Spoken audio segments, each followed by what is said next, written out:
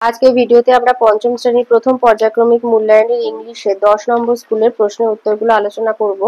সিনের একের দাগেটা দিয়েছে ফুলমনি ইন্ডিয়া থেকে। বলছে this is one of the paintings found in Ajanta cave. এটি অজন্তা গুহার অনেক চিত্রের মধ্যে একটি। ইট ইজ এ ফ্রেস্কো, এটা একটি দেয়াল চিত্র। অলমোস্ট 2000 years ago, প্রায় 2000 বছর আগে, some great Indian artist painted inside the caves of Ajanta and Ellora. বলছে প্রায় 2000 বছর আগে কোনো মহান ভারতীয় শিল্পী অজন্তা ইলোরার গুহার মধ্যে এই সমস্ত চিত্রগুলো এঁকেছিল। Our country is home to many religion. আমাদের দেশ হচ্ছে বহু ধর্মের পীঠস্থান। Hinduism, Buddhism and Jainism appear together in the sculpture of Ellora. ইলোরার ভাস্কর্যে, ইলোরা গুহার ভাস্কর্যের মধ্যে হিন্দু, বৌদ্ধ এবং জৈন ধর্মের ছাপ দেখা যায়। ডাউন দ্য এজেস মানে যুগ যুগ ধরে many great artist painted inside many other temples and churches of our country. আমাদের দেশের বহু মন্দির এবং গির্জার মধ্যে মহান ভারতীয় মানে মহান শিল্পীরা আর কি, বড় বড় শিল্পীরা এরকম অনেক আঁকা আর কি, চিত্র আর কি এঁকেছেন। Little Phulmoni surprise to know that many of the Indian dance forms started within the temples. ছোট্ট ফুলমনি এটা জেনে খুবই অবাক হয়েছিল যে আমাদের ভারতীয় নৃত্যের বেশিরভাগই মন্দির থেকে শুরু হয়েছিল। Phulmoni is a natural dancer, সে একজন প্রাকৃতিক নৃত্যশিল্পী আর কি। She loves to dance to the rhythm of the drum like all the other members of her community. সাথে সে তার সম্প্রদায়ের অন্যান্য সদস্যদের মতো ঢাকের তালে তালে নাচতে পছন্দ করে। Her teacher said that folk dance is a popular art form among the various countries of India. ভারতের বিভিন্ন সম্প্রদায়ের মধ্যে লোকনৃত্য হচ্ছে একটা জনপ্রিয় শিল্প। দ্য পাঞ্জাবিস লাভ দ্য ভাংড়া ড্যান্স, পাঞ্জাবিরা ভাংড়া নৃত্য পছন্দ করে। ইন দ্য সেম ওয়ে, একইভাবে dandiya is popular in Gujarat.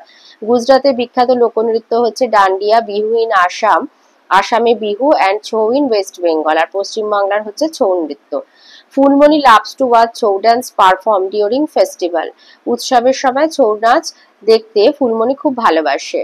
The performer wear mask, Chhau নৃত্যশিল্পীরা মুখোশ পরে। দে shake their heads and jump in the air in harmony with music.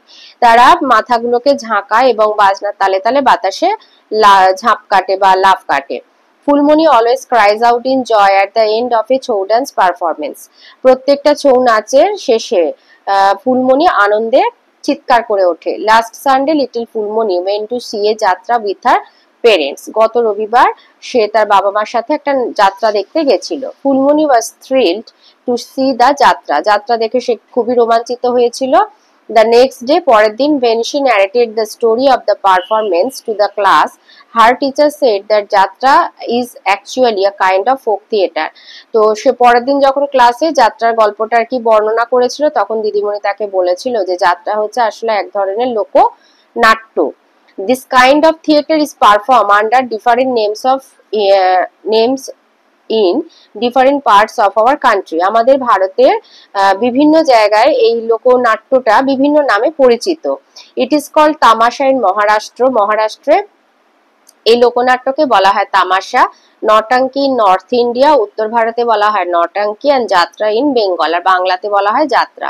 Most of this folk theatre are based on mythological incident or character.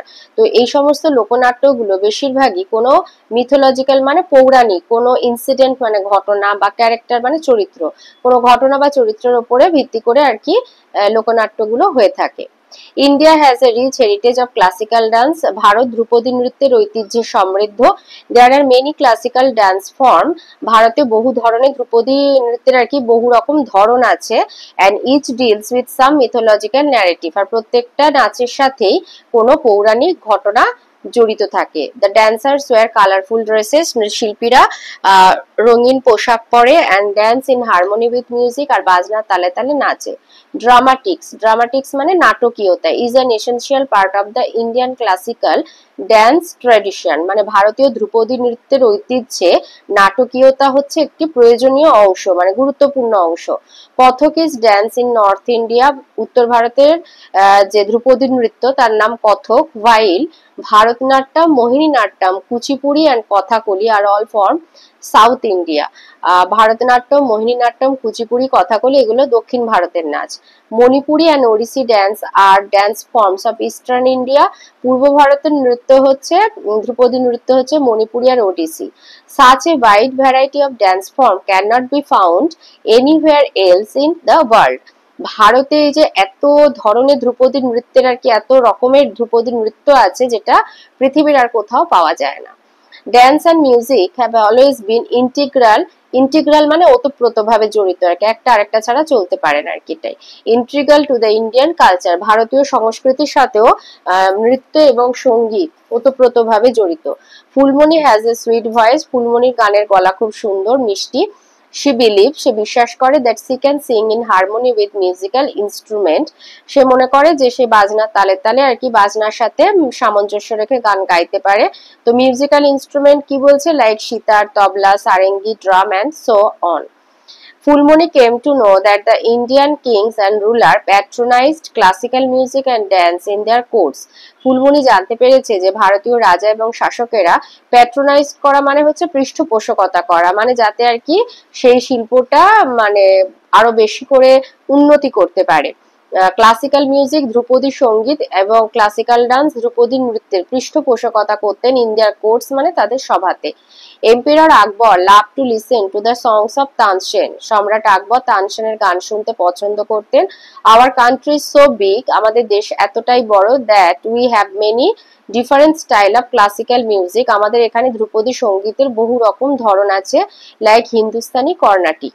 Each of these styles grew in temples and developed down the ages. এগুলো সবই মন্দিরেতেই সৃষ্টি হয়েছে এবং যুগ যুগ ধরে সেগুলোর উন্নতি হয়েছে। তো এতে আছে choose the correct answer, capital এতে। তো তার স্মল এতে দিয়েছে Ajanta is famous for cave painting. বিতে দিয়েছে some Indian great artist painted inside the caves almost 2000 years ago.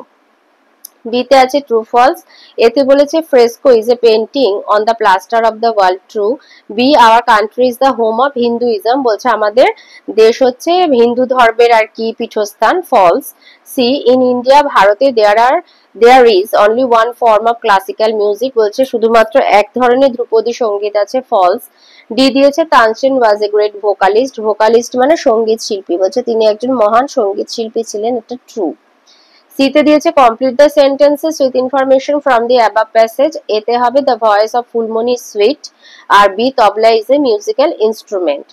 ফাইভে ডিতে দিয়েছে অ্যান্সার দ্য ফলোইং কোশ্চেন, এতে বলেছে who love to listen to the songs of Tansen, এই যে এখানে সি এর এই যে emperor Akbar love to listen to the song of Tansen, এটা লিখে দেবে। বিতে দিয়েছে ওয়্যার মানে কোথায়, did the style of classical music grow, কোথায় ধ্রুপদী সঙ্গীত সৃষ্টি হয়েছিল বা জন্ম হয়েছিল বলতে পারো। The style of classical music গ্রিউ, যেহেতু ডিড আছে তাই গ্রো এর পাস্ট টেন্স গ্রিউ করে দেবে ইন টেম্পলস। গ্রামার আর ভোকাবুলারিতে আসি, নাম্বার 2 তে বলেছে অপোজিট জেন্ডার লিখতে হবে, বি এতে হবে বি ড্রোন আর বিতে হর্স মেয়ার। 3 তে আছে ডু অ্যাজ ডাইরেক্টেড, এতে বলেছে সুটেবল পজিটিভ প্রোনাউন দিতে হবে, এতে দিয়েছে John is my friend, his house is near hours.